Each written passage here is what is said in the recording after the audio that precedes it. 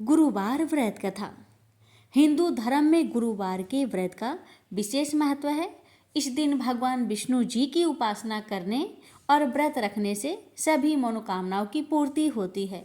दरअसल सप्ताह का गुरुवार का दिन प्रभु विष्णु नारायण और बृहस्पति देव को समर्पित है। ऐसे में इस दिन उपवास और पूजा का महत्व और भी बढ़ जाता है। मान्यताओं के मुताबिक गुरुवार का व्रत रखने से विष्णु जी के साथ माता लक्ष्मी जी की भी कृपा प्राप्त होती है। इसके अलावा विवाह संबंधी परेशानियां भी दूर हो जाती है।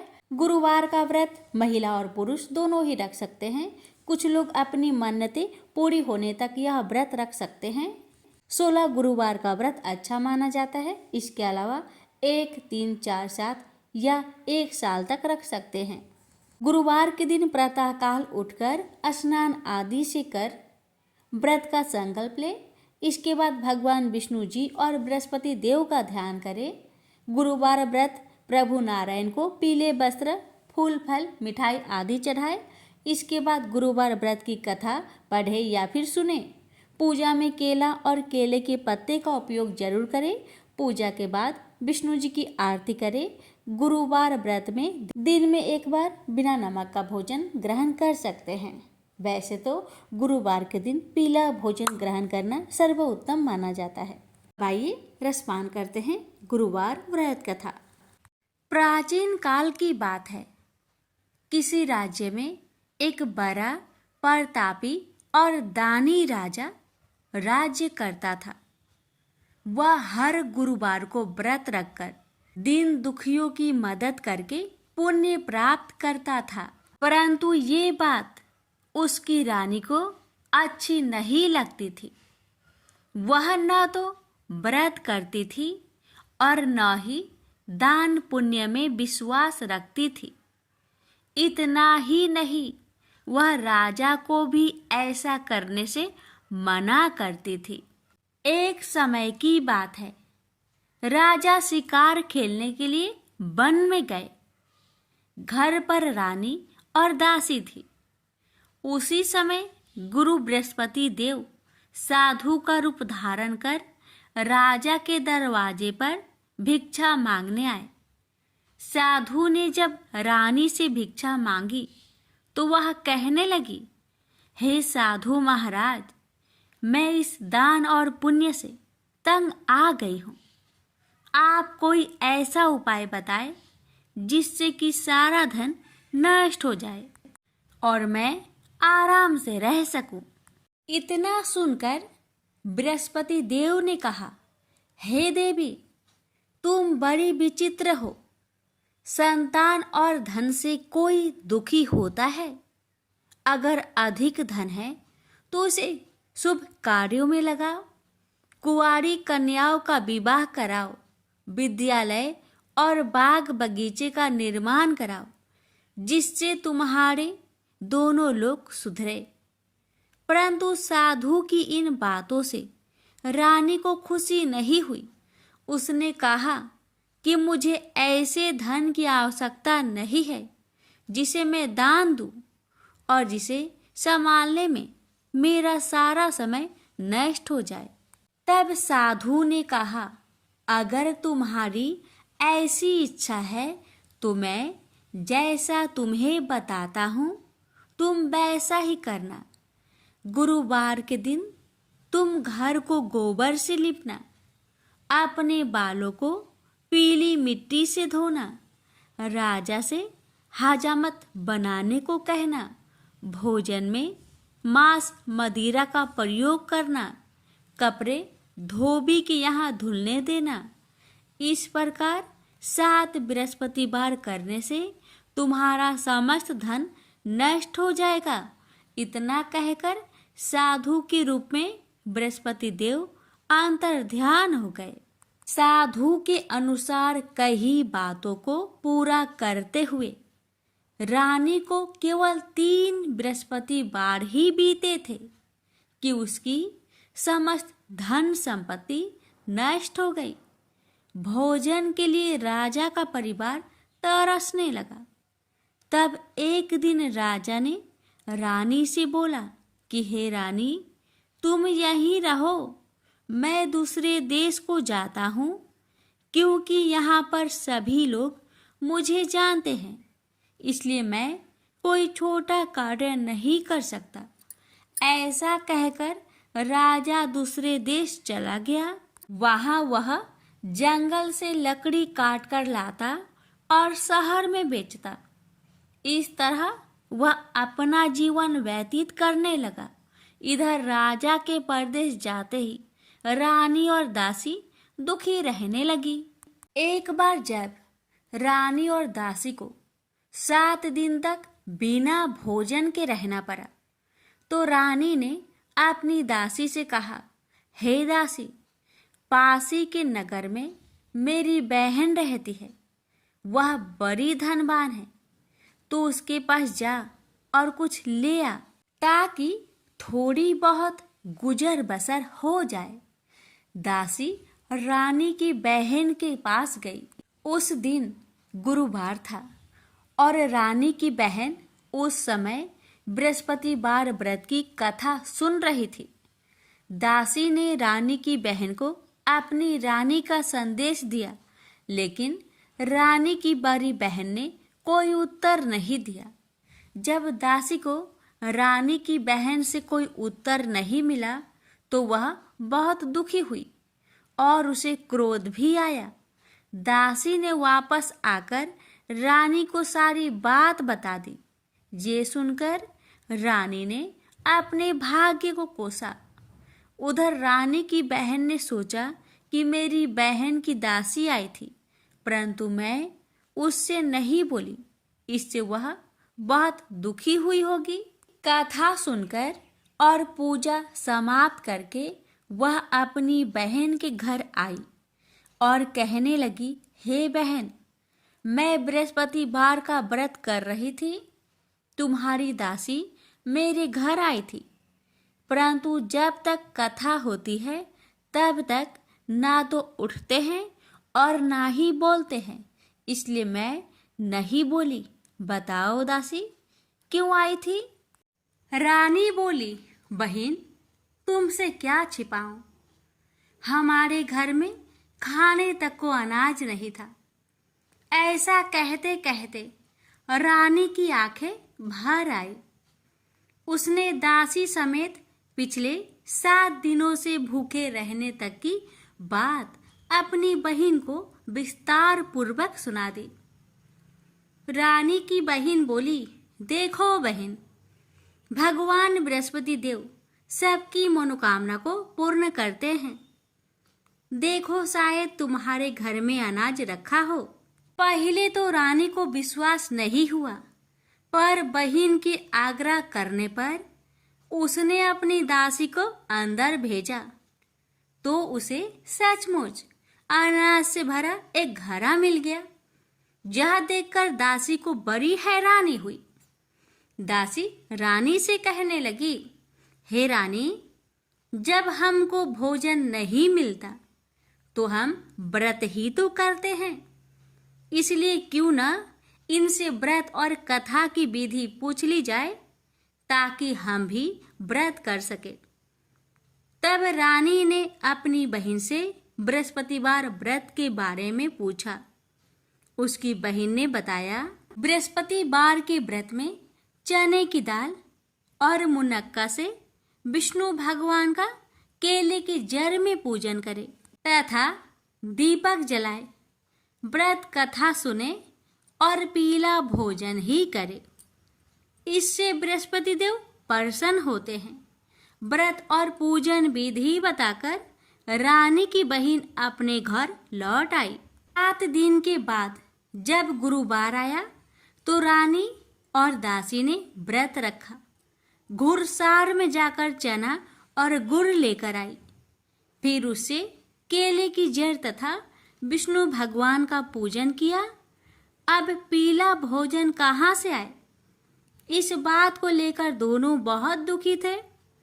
चूंकि उन्होंने व्रत रखा था, इसलिए बृहस्पति देव उनसे प्रसन्न थे।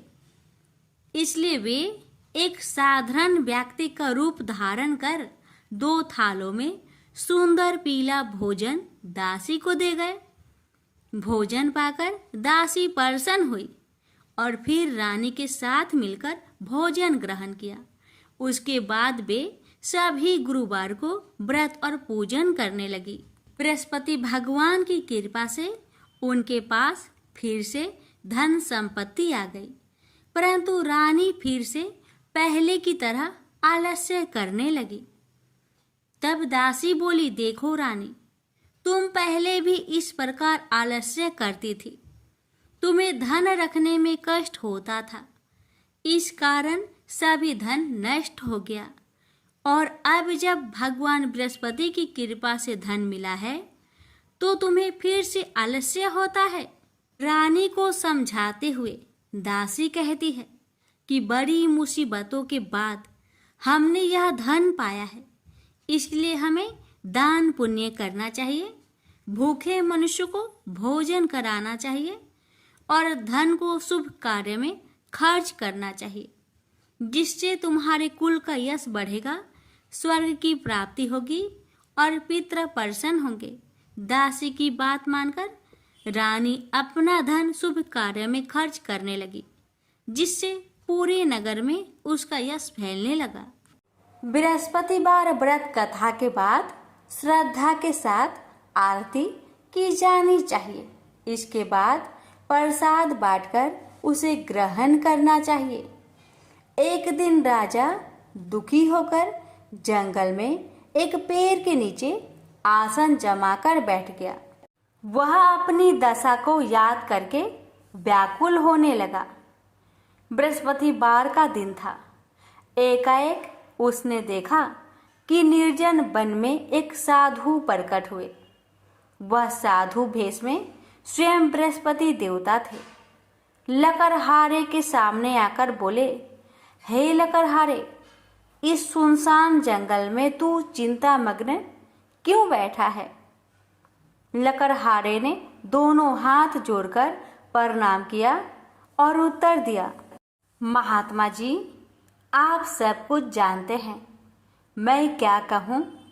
यह कहकर रोने लगा और साधु को अपनी आत्मकथा सुनाई। महात्मा जी ने कहा, तुम्हारी स्त्री ने बृहस्पति के दिन बृहस्पति भगवान का निरादर किया है, जिसके कारण रुष्ट होकर उन्होंने तुम्हारी यह दशा कर दी। अब तुम चिंता को दूर करके मेरे कहने पर चलो तो तुम्हारे सब कष्ट दूर हो जाएंगे और भगवान पहले से भी अधिक संपत्ति देंगे। तुम बृहस्पतिवार के दिन कथा किया करो। 2 पैसे के चने मुनक्का लाकर उसका प्रसाद बनाओ और शुद्ध जल से लोटे में शक्कर मिलाकर अमृत तैयार करो। कथा के पश्चात अपने सारे परिवार और सुनने वाले प्रेमियों में अमृत व प्रसाद बांटकर आप भी ग्रहण करो। ऐसा करने से भगवान तुम्हारी सब मनोकामनाएं पूरी करेंगे। साधु के ऐसे वचन सुनकर लकड़हारा बोला, हे प्रभु, मुझे लकड़ी बेचकर इतना पैसा नहीं मिलता जिससे भोजन के उपरांत कुछ बचा सकूं। मैंने रात्रि में अपने स्त्री को व्याकुल देखा है और मेरे पास कुछ भी नहीं जिससे मैं उसकी खबर मंगा सकूं। साधु ने कहा, हे लकड़हारे, तुम किसी बात की चिंता मत करो। बृहस्पति के दिन तुम रोजाना की तरह लकड़ियां लेकर शहर को जाओ। तुम्हारे रोज से दुगुना धन प्राप्त होगा, जिससे तुम भली भांति भोजन कर लोगे तथा बृहस्पति देव की पूजा का सामान भी आ जाएगा। इतना कहकर साधु अंतर्ध्यान हो गए। धीरे धीरे समय व्यतीत होने पर फिर वही बृहस्पतिवार का दिन आया। लकड़हारा जंगल से लकड़ी काटकर किसी शहर में बेचने गया। उसे उस दिन और दिन से अधिक पैसा मिला। राजा ने चना गुड़ आदि लाकर गुरुवार का व्रत किया। उस दिन से उसके सभी कलेश दूर हुए। परंतु जब दोबारा गुरुवार का दिन आया तो बृहस्पतिवार का व्रत करना भूल गया। इस कारण बृहस्पति भगवान नाराज हो गए। उस दिन उस नगर के राजा ने विशाल यज्ञ का आयोजन किया तथा शहर में यह घोषणा करा दी कि कोई भी मनुष्य अपने घर में भोजन न बनावे, न आग जलावे। समस्त जनता मेरे यहाँ भोजन करने आवे। इस आज्ञा को जो न मानेगा उसे फांसी की सजा दी जाएगी। इस तरह की घोषणा संपूर्ण नगर में करवा दी गई।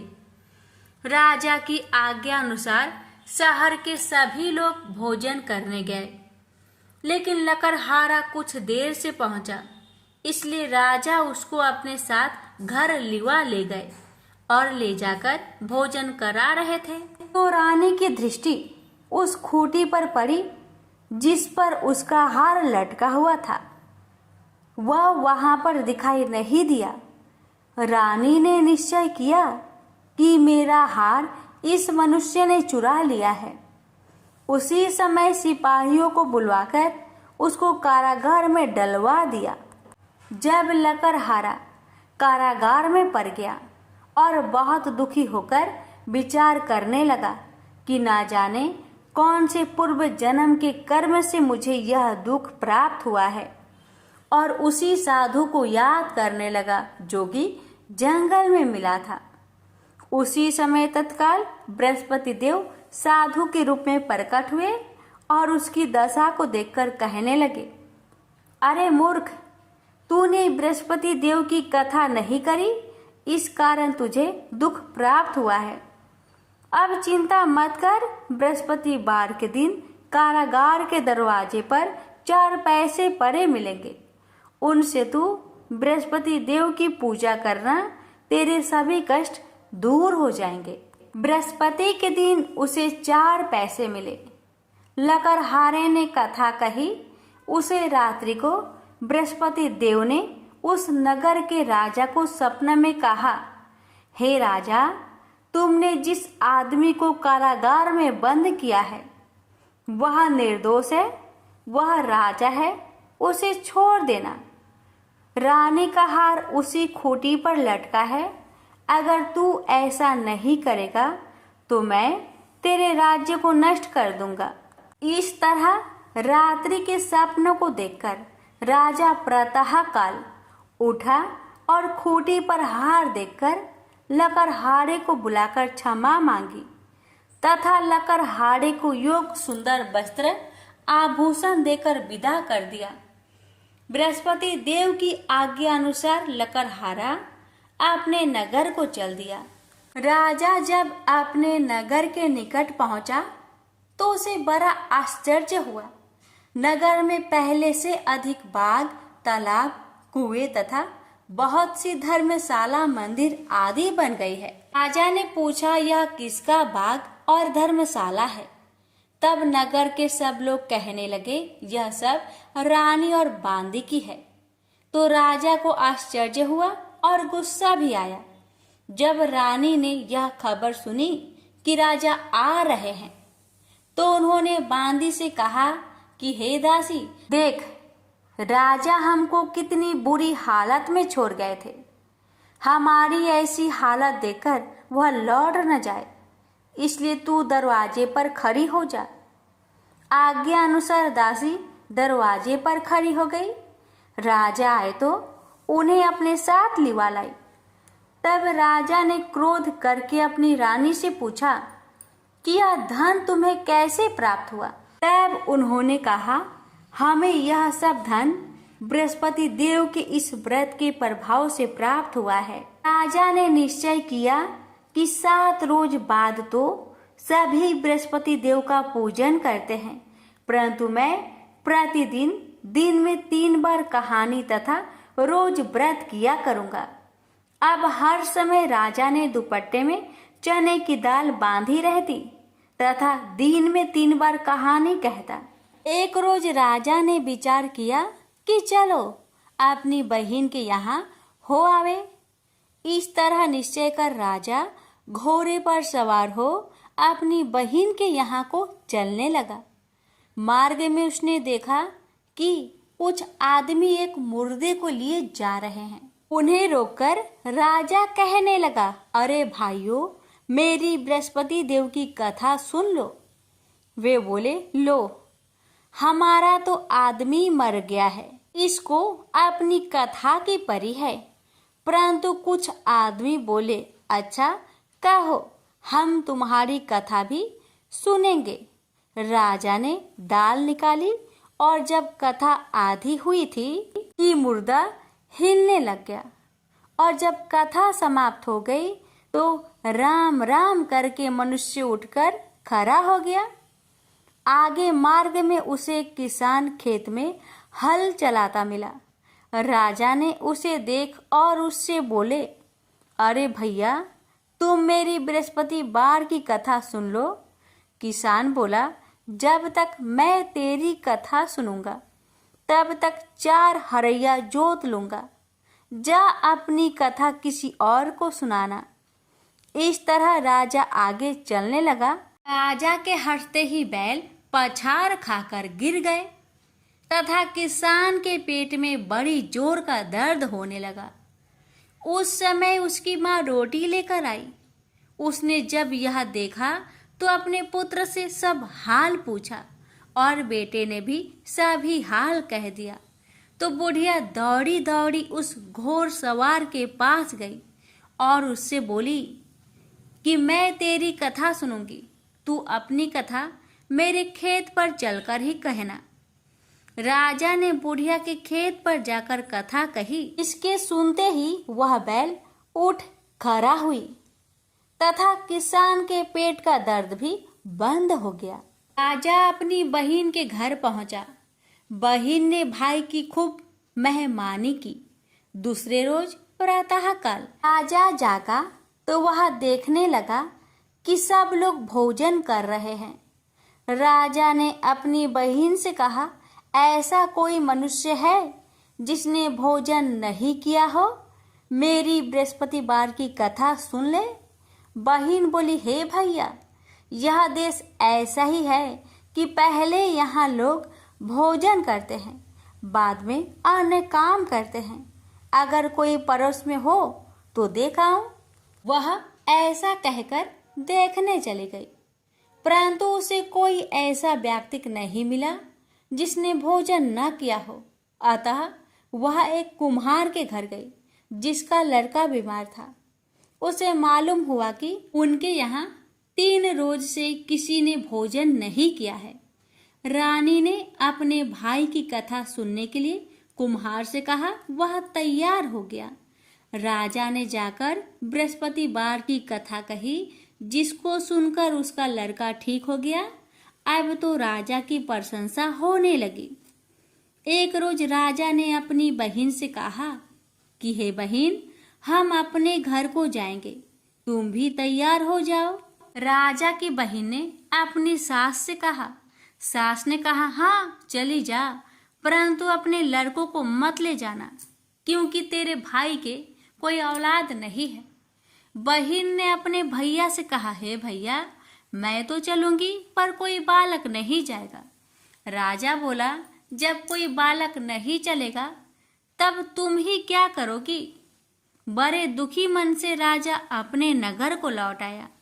राजा ने अपनी रानी से कहा, हम निरवंशी है, हमारा मुंह देखने का धर्म नहीं है और कुछ भोजन आदि नहीं किया। रानी बोली, हे प्रभु, बृहस्पति देव ने हमें सब कुछ दिया है, वह हमें औलाद अवश्य देंगे। उसी रात को बृहस्पति देव ने राजा से सपने में कहा, हे राजा, उठ, सभी सोच त्याग दे, तेरी रानी गर्भ से है। राजा को यह बात सुनकर बड़ी खुशी हुई।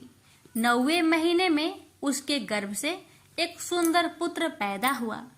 तब राजा बोला, हे रानी, स्त्री बिना भोजन के रह सकती है, पर बिना कहे नहीं रह सकती। जब मेरी बहन आवे तुम उससे कुछ मत कहना। रानी ने सुनकर हाँ कर दिया। जब राजा की बहन ने यह शुभ समाचार सुना तो वह बहुत खुश हुई तथा बधाई लेकर अपने भाई के यहाँ आई। तभी रानी ने कहा, घोड़ा चढ़कर तो नहीं आई, गधा चढ़ी आई। राजा की बहन बोली, भाभी मैं इस प्रकार न कहती तो तुम्हें औलाद कैसे मिलती। बृहस्पति देव ऐसे ही हैं, ऐसी जिसके मन में कामनाएं हैं सभी को पूर्ण करते हैं। जो सदा भावना पूर्वक बृहस्पतिवार का व्रत करता है एवं कथा पढ़ता अथवा सुनता है, दूसरों को सुनाता है, बृहस्पति देव उसकी सभी मनोकामना पूर्ण करते हैं। तो प्रेम से बोलिए बृहस्पति भगवान की जय हो। आइए भक्तों, हम सुनते हैं महालक्ष्मी जी की व्रत कथा। इस कथा को सुनने अथवा पढ़ने से सभी मनोकामना पूर्ण हो जाती है।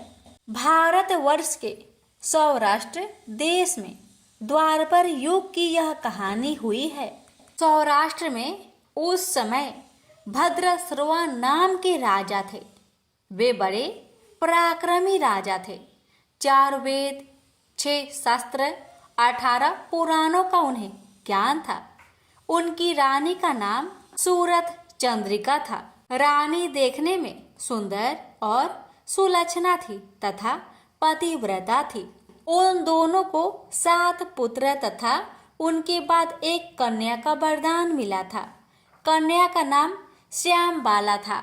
एक बार महालक्ष्मी जी के मन में आया कि जाकर उस राजा के राजप्रसाद में रहे। इससे राजा को दुगनी धन दौलत की प्राप्ति होगी और वह इस धन दौलत से अपनी प्रजा को और सुख दे पाएगा। गरीब के घर अगर रहे और उन्हें धन दौलत प्राप्त हो तो वह स्वार्थी की तरह केवल अपने ऊपर ही खर्च करेगा। यह सोचकर श्री महालक्ष्मी जी ने बूढ़ी ब्राह्मण स्त्री का रूप धारण किया। हाथ में लाठी लिए लाठी के सहारे रानी के द्वार तक पहुंची। यद्यपि उन्होंने बूढ़ी औरत का रूप धारण किया था पर उनके चेहरे पर देवी का तेज था। उन्हें देखते ही एक दासी सामने आई। उसने इनका नाम, धाम, काम, धर्म पूछ डाला। वृद्ध ब्राह्मण का रूप धारित माता लक्ष्मी ने कहा, पालिके मेरा नाम कमला है। मेरे पति का नाम भुवनेश है। हम द्वारिका में रहते हैं। तुम्हारी रानी पिछले जन्म में एक वैश्य की पत्नी थी। वह वैश्य गरीब था। दरिद्रता के कारण हर रोज घर में झगड़े होते थे तथा उसका पति रोज उसे मारता था। इन बातों से तंग आकर वह घर छोड़कर चली गई तथा वन जंगल में खाली पेट भटकने लगी। उसकी इस दुर्दशा पर मुझे दया आई। तब मैंने उसे सुख संपत्ति देने वाली श्री महालक्ष्मी जी की कथा सुनाई। मेरे कहने पर उसने श्री महालक्ष्मी जी का व्रत किया। श्री महालक्ष्मी जी प्रसन्न हुई। उसकी गरीबी दूर हुई। उसका घर संसार दौलत संतति संपत्ति से भर गया। बाद में पति पत्नी दोनों परलोक सिधारे। लक्ष्मी व्रत करने के कारण वे लक्ष्मी लोक में रहे। उन्होंने जितने साल महालक्ष्मी जी का व्रत किया उतने हजारों साल उन्हें सुख भोग मिला। इस जन्म में उनका जन्म राजघराने में हुआ है, परंतु वह श्री महालक्ष्मी जी का व्रत करना भूल गई है। उसे यह याद दिलाने मैं यहाँ आई हूँ। बुढ़िया की बातें सुनकर दासी ने उन्हें प्रणाम किया तथा श्री महालक्ष्मी जी का व्रत किस तरह किया जाए इस बारे में पूछा। बुढ़िया रूप धारण किए हुए श्री महालक्ष्मी माता ने दासी को पूजा की विधि तथा महिमा बताई। इसके बाद वह दासी माता को प्रणाम कर रानी को बताने अंदर चली गई। राज वैभव में रहते हुए रानी को अपने ऐश्वर्य का बहुत घमंड हुआ था। संपत्ति तथा अधिकार के वजह से वह उन्मत्त हो गई थी। दासी द्वारा बताई गई बुढ़िया की बातें सुनकर वह आग बबूला हो गई और राजद्वार पर आकर बुढ़िया रूपी श्री महालक्ष्मी पर बरस पड़ी। उसे यह मालूम नहीं था कि श्री महालक्ष्मी माता बुढ़िया का रूप धारण किए द्वार तक आई हैं, परंतु रानी का इस कदर रूख बर्ताव तथा अपना अनादर देखकर माता ने वहां ठहरना ठीक ना समझा। वे वहां से चल पड़ी। राह में उन्हें राजकुमारी श्यामबाला मिली। उन्होंने श्यामबाला को सारी बात बताई।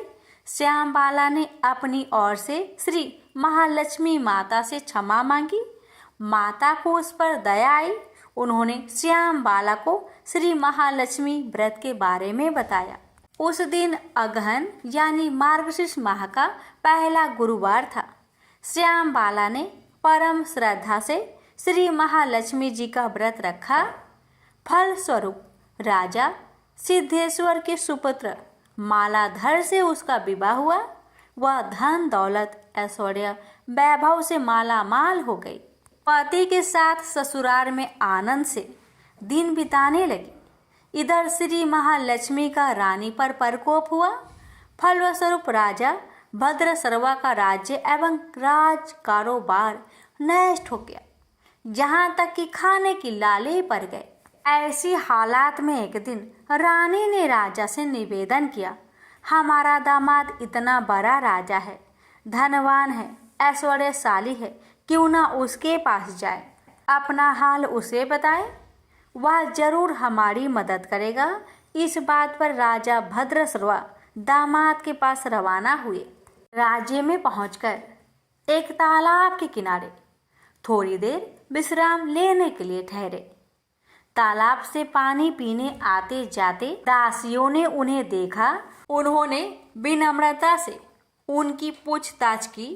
जब उन्हें यह मालूम हुआ कि वे रानी श्यामबाला के पिता है, तो दौड़ते हुए जाकर उन्होंने रानी को सारी बात बताई। रानी ने दासी के हाथ राज परिधान भेजकर बड़े ठाट से उनका स्वागत किया तथा आदर सत्कार किया, खान पान करवाया। जब वे लौटने लगे तो सोने की मोहरों से भरा घड़ा दिया। राजा भद्रसर्वा जब वापस लौटे तो उन्हें देखकर रानी सूरत चंद्रिका खुश हुई। उन्होंने सोने की मोहर से भरे घड़े का मुख खोला, पर हाय भगवान, घड़े में धन के बदले कोयले मिले। ये सब श्री महालक्ष्मी जी के प्रकोप से हुआ। इस प्रकार दुर्दशा में और कई दिन बीत गए। इस बार रानी स्वयं अपनी कन्या के पास गई। वह दिन अगहन माह का अंतिम गुरुवार था। श्यामबाला ने श्री महालक्ष्मी का व्रत किया, पूजा की, अपनी माता से भी व्रत करवाया। इसके बाद रानी अपने घर आई। श्री महालक्ष्मी का व्रत रखने पर उसे फिर से अपना राजपाट, धन दौलत, ऐश्वर्य प्राप्त हुआ। वह फिर से सुख शांति आनंदमय जीवन बिताने लगी। कुछ दिनों बाद राजकन्या श्यामबाला अपने पिता के घर आई। उसे अपने घर देखकर सूरत चंद्रिका को पुरानी बातें याद आई। यही कि श्यामबाला ने अपने पिता को घड़ा भर कोयला दिया था और उसने तो कुछ भी नहीं दिया था। इसी कारण श्यामबाला को पिता के घर आने पर उसका कोई आदर आतिथ्य नहीं हुआ, बल्कि अनादर हुआ। पर उसने इस बात का बुरा नहीं माना। अपने घर लौटते समय उसने पिता के घर से थोड़ा नमक ले लिया। अपने घर लौटने पर उसके पति ने पूछा, अपने मायके से क्या लाई हो? इस पर उसने जवाब दिया, वहाँ का सार लाई हूँ। पति ने पूछा, इसका मतलब क्या हुआ? श्यामबाला ने कहा, थोड़ी धीरज रखे, सब मालूम हो जाएगा। उस दिन श्यामबाला ने सारा भोजन नमक बिना डाले ही बनाया और परोसा। पति ने खाना चखा, सारा खाना नमक बिना था, इसलिए स्वाद न आया। फिर श्यामबाला ने थाली में नमक डाला, इससे सारा भोजन स्वादिष्ट लगने लगा। तब श्यामबाला ने पति से कहा, यही है वह मायके से लाया हुआ सार। पति को उसकी बात सही लगी। फिर वह दोनों हंसी मजाक करते हुए भोजन करने लगे। कहा गया है कि इस तरह जो कोई श्रद्धा भाव से श्री महालक्ष्मी जी का पूजा करे, उसे माता की कृपा प्राप्त होती है, सुख संपत्ति शांति प्राप्त होती है, सभी मनोकामनाएं पूरी होती है। परंतु यह सब प्राप्त होने पर माता की पूजा को भूलना नहीं चाहिए। हर गुरुवार को व्रत पाठ अवश्य करना चाहिए। इस तरह श्री महालक्ष्मी जी की महिमा भक्तों की मनोकामना पूरी करती है। प्रेम से बोलिए लक्ष्मी माता जी की जय। हे माँ, आपकी कथा कहने वाले पर, सुनने वाले पर, हुकार भरने वालों पर अपनी कृपा सदा सर्वदा बनाए रखना, घर में सुख शांति बनाए रखना, भक्तों की हर मनोकामना को पूर्ण करना। बोलिए महालक्ष्मी माता जी की जय।